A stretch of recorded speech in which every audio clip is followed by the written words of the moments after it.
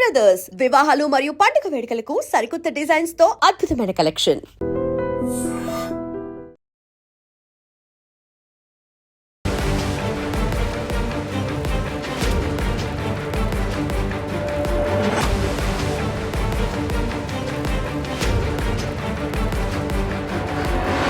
నమస్కారం, welcome to iDream. నేను మీ సంగీత. Telugu big boss season 9 పైన పోలీస్ స్టేషన్లో శ్రీనివాస్, రవీందర్ రెడ్డి అనే ఇద్దరు వ్యక్తులు కూడా కంప్లైంట్ ఇవ్వడం జరిగింది. ఆ కంప్లైంట్లో ఏమని పాయింట్స్ మెన్షన్ చేశారు అని అంటే, బిగ్ బాస్ షో త్రూ వస్తున్న కంటెంట్ అంతా కూడా అశ్లీల ప్రవర్తనతో ఉంది. దాంతోపాటు ఈ ఎంటర్టైన్మెంట్ షో అంటూనే నైతిక విలువలను దెబ్బతీసే విధంగా ఉంది. ఇకపోతే ఒకరిని ఒకరు దూషించుకొని యువతను ఎక్కువగా రెచ్చగొట్టే విధంగా, వారిలో కోపాన్ని, ఉద్రేకాన్ని రెచ్చగొట్టే విధంగా, ఇకపోతే వారిలో యాటిట్యూడ్ లెవెల్ని పెంచే విధంగా ఉంది. యువత మీద చెడు ప్రభావం తప్పించి పాజిటివ్గా ఒపీనియన్ వచ్చే విధంగా ఆ షో లేదు అని చెప్పేసి అందులో క్లియర్గా మెన్షన్ చేయడం అనేది జరిగింది.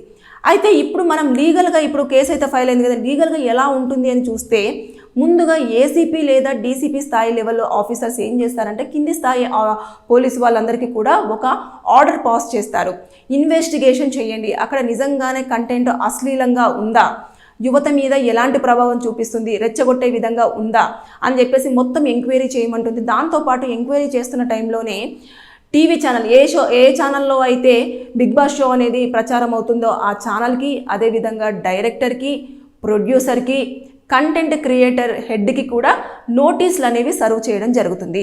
ఇక మనం చూసుకుంటే ఇవన్నీతో పాటు ఇంకా ఐపీసీ సెక్షన్, అదేవిధంగా ఐటీ యాక్ట్ కింద కూడా కేసులు అవుతాయి. ఎప్పుడు నిజంగానే ఎంక్వైరీలో వీళ్ళు ఏవైతే పాయింట్స్ రేజ్ చేశారో అక్కడ అశ్లీల భాష, తర్వాత ప్రవర్తన, అదేవిధంగా యువతను రెచ్చగొట్టే విధంగా, నైతిక విలువలను దెబ్బకొట్టే విధంగా, సొసైటీకి ఎలాంటి మెసేజ్ను ప్రాపర్గా ఇవ్వలేకుండా చాలా అసలు అసభ్యకరంగా ఉంది కంటెంట్ అనుకున్నప్పుడు మాత్రం ఖచ్చితంగా సెక్షన్స్ అట్రాక్ట్ అవుతాయి, కేసులు ఫైల్ అయ్యే అవకాశం ఉంటుంది. ఒకసారి చూసుకుంటే అశ్లీలంగా ఉంది అదంతా కూడా షో, చాలా అసలు అందులో నేర్చుకోవాల్సింది ఏమీ లేదు, ప్రభావం ఎక్కువగా ఉంది, ఆ ప్రవర్తన ఎక్కువగా ఉంది, ఒకరినొకరు వాదనలు చేసుకోవడము, గొడవలు పడడము ఇవన్నీ ఉన్నాయి కాబట్టి అని చెప్పేసి అందులో మెన్షన్ చేశారు. కాబట్టి దాని ప్రకారంగా ఐపీసీ సెక్షన్స్ కింద మనం చూసేసుకుంటే 292, 293, 294 ఈ సెక్షన్స్ కింద కూడా కేసు ఫైల్ అవుతుంది.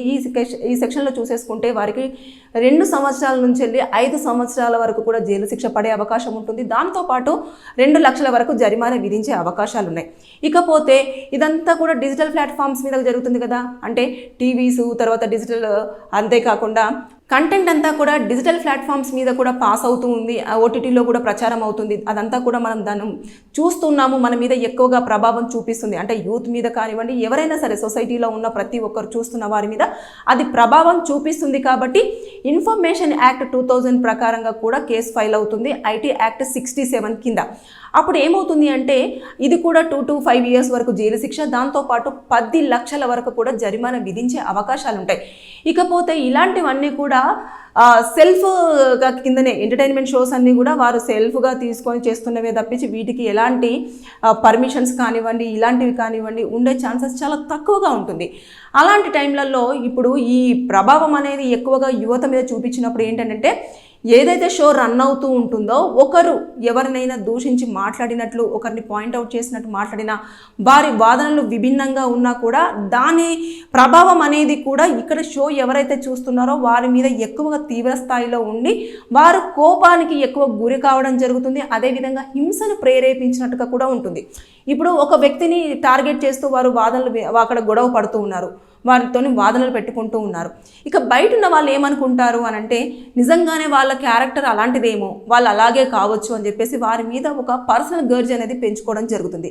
బయటకు వచ్చిన తర్వాత వారిపైన ఏదైనా అటాక్స్ జరగవచ్చు. లేదు అనుకుంటే ఇక్కడ ఎవరినైతే అక్కడ లోపల ఉన్న కంటెస్టెంట్స్ని ఎవరైతే సపోర్ట్ చేస్తున్నారో వారి మీద ఏమైనా దాడులు కూడా జరిగే అవకాశం ఉంటుంది. దీన్నే హింసాత్మక ప్రేరణ అని చెప్పేసి అందులో పాయింట్ మెన్షన్ చేసింది వాళ్ళు. అందుకే దాంతోపాటు ఏదైతే కంటెంట్ అశ్లీలంగా అంటే వారి ప్రవర్తన చూడండి, చూడండి ఇష్టం వచ్చినట్టుగా మాట్లాడుకుంటూ ఉన్నారు, అనుచిత వ్యాఖ్యలు చేసుకుంటున్నారు, ఆ ప్రవర్తన కూడా చాలా డిఫరెంట్గా ఉంటుంది. ఒకరినొకరు పాయింట్అవుట్ చేసుకొని వాదనలు, గొడవలు, పర్సనల్ ఇన్ఫర్మేషన్ అంతా కూడా పబ్లిక్ చేసేస్తూ ఇవన్నీ చేస్తూ టార్గెట్ చేస్తూ ఇలాంటివన్నీ చేస్తున్నారు. కాబట్టి ఇది సొసైటీలో చాలా బ్యాడ్గా ఇన్ఫర్మేషన్ వెళ్తుంది, యూత్ని మాత్రం చాలా ప్రభావితం చేస్తుంది. వారు ఏ విధంగానైనా మారే ఛాన్సెస్ ఉంటుంది, కోపానికి గురి కావచ్చు, హింసాత్మక ప్రేరణకు గురి కావచ్చు, అదేవిధంగా యాటిట్యూడ్ లెవెల్ పెంచుకొని వారు దేనికైనా తెగించేయవచ్చు అని చెప్పేసి అందులో చాలా క్లిస్టల్గా కూడా పాయింట్స్ మెన్షన్ చేశారు. కాబట్టి దాన్ని ఇప్పుడైతే బంజారాహిల్స్ పోలీస్ స్టేషన్లో ఉన్న పోలీస్ వారు అయితే ఆ స్టేషన్లో కేసు ఫైల్ చేయడం జరిగింది, దాన్ని తీసుకున్నారు. ఇప్పుడు మాత్రం ఎంక్వైరీ అనేది స్టార్ట్ అవుతుంది. ఎంక్వైరీలో ఖచ్చితంగా నోటీసు సర్వ్ చేస్తారు.